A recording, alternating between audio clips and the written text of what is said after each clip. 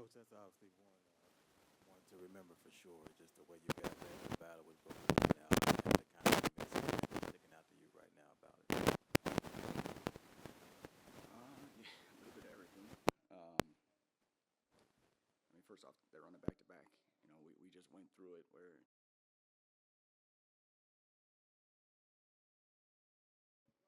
but yeah, our overall just competitiveness, our togetherness, our leadership.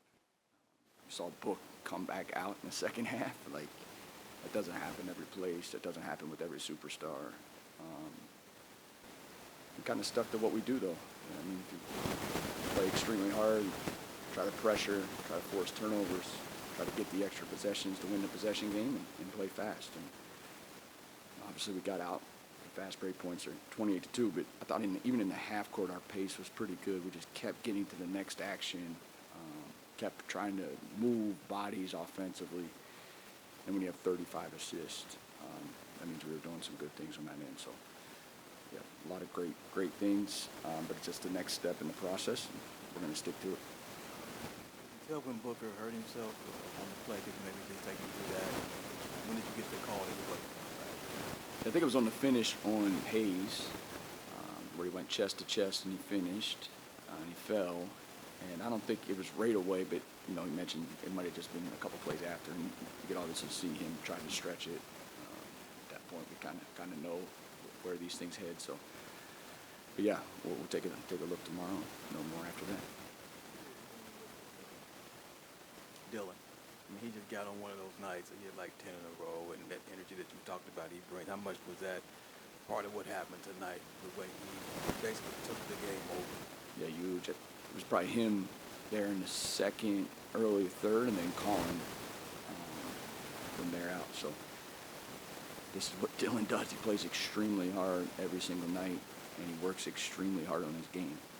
Those shots that he takes, it's exactly what he does in his workouts.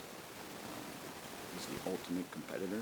Come back in here that he's talked a lot about, coming back into this building. He had a tough playoffs a couple of years ago. This means something different to him. And we feel that as a group. This one means something different to him. So we'll obviously follow his lead, him and Book's lead, and tonight was a great night.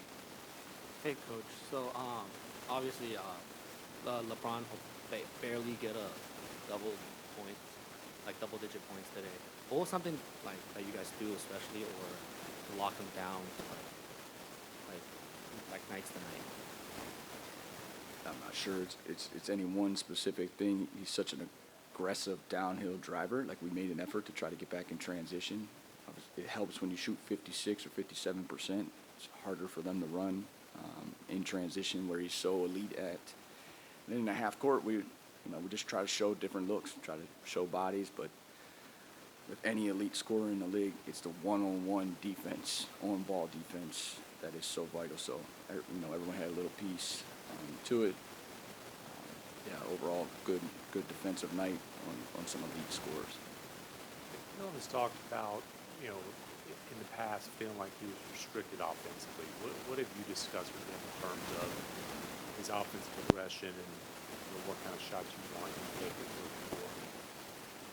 I think from day one, we've talked about, building a system on both sides of the ball to best fit your players. And we've all had experiences in our past, players and staff, that we all kind of collaborate to get what is best for this group.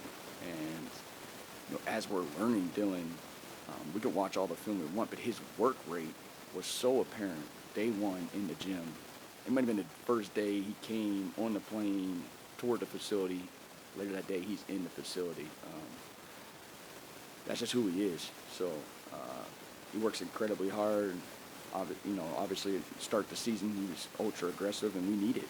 We need it at times. We definitely need it tonight with what with that Book going out. So we're going to continue to learn him and try to make him as efficient and aggressive and competitive, of who he already is. We're just going to keep trying to add to it. Hopefully just keep raising his level, raising his roof, especially offensively. Hi, Coach. So Luka has 9 turnovers in this matchup. So what do you see from the young players that has a very successfully defensive strategy on on him and like trying to limit his like passing or anything else? The big thing I talked about before the game was just the free throws, trying to keep them off the free throw line. Obviously, we still didn't win the free throw battle, but trying to minimize their ability to get to the free throw line. They're elite at it between Luka, AR, and Braun. So that was the first piece. Try to guard them the best we can, one-on-one, get them inside the three-point line and not foul them. Again, second night of a back-to-back, you have all those things that go into it, and it comes down to one-on-one defense, trying to keep them off the free throw line the best as possible, and then just our overall team activity. We've done it. We've done it with multiple guys, try to force them into turnovers. That way we can get out on the break and run. 16 steals is a good number to get. Jordan, what do you think has gone into Collins' consistency from three? Opportunity is one. I think opportunity. I think he's always been a good catch and shoot shooter, and now opening up that part of the game. It's something we talk about a lot. Is shooting pull-up threes, especially against the drop coverage. But he has a little bit of both. He has enough wiggle to get into the paint and get downhill, so you're always a threat that way. Defenses are always worried about that, but his fearlessness to shoot, and then his movement. I thought tonight he got some off of movement, and then it creates some closeouts, and he's able to keep a three. When you catch up behind the three-point line, we'd love to keep a three instead of turning it into a pull-up two. I think he had a little bit of everything. On the move, catch and shoot. On the move, some pull-up threes, and then, of course, our pick-and-roll game. So he's got a little bit of everything. Coach, obviously, when you start forcing turnovers, guys feed off.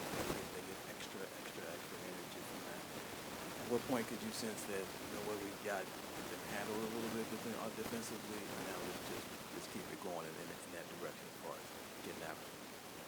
I actually think JJ said it last night, but just the level of paranoia you have as a coach, I don't think you ever feel good about it. Like even the stretch there at the end, we bring some guys back in. I didn't like just the energy of the group. But the way the game is played and so many threes are being shot, you never feel totally comfortable with any type of lead, especially on the road. But you could feel just our speed impact the game. Our speed, our athleticism defensively, and then our ability to get out and run. You could feel it even in that first half a little bit. So that's what we do on a night-to-night basis. Tonight, it just like snowballs over time. Everyone can feel it in the building. And then obviously steals help lead to our fast break points. Thank you.